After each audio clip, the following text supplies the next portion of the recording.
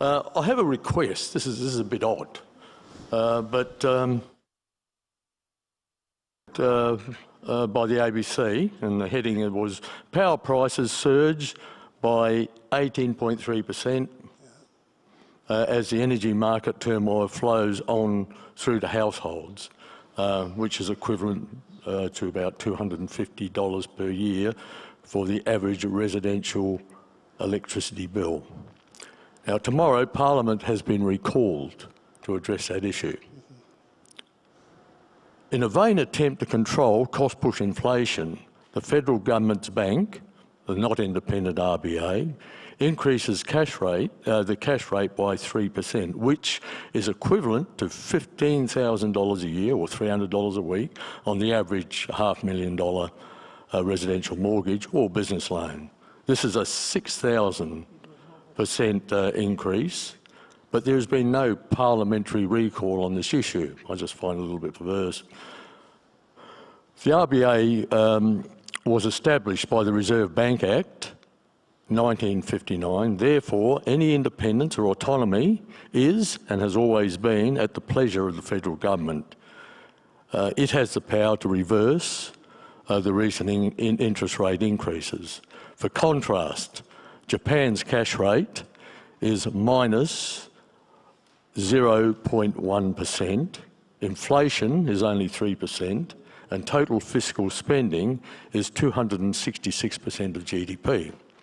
Australia's cash rate currently is 3.1%, with inflation in excess of 7%. Total fiscal spending is a mere 36% of GDP. This inept and pointless interest rate austerity transfers real assets from real workers that Labor claims to represent to the already wealthy. My request is, based on the recent 24-hour backflip on $1 million fines for bankers, it would seem the federal government will bend the knee instantly to instructions from the Australian Bankers Association, and for that matter, its predecessor, by establishing a Clayton's Banking Royal Commission when instructed by the Big Four. I ask that Westpac, in conjunction with the other Big Four, request that Anna Bligh, on behalf of all mortgage holders, instruct the Federal Treasurer to stop and reverse the not independent RBA's inept interest rate austerity and be more like Japan. Thank you. I'll ask the Chairman of the Bankers Association to answer.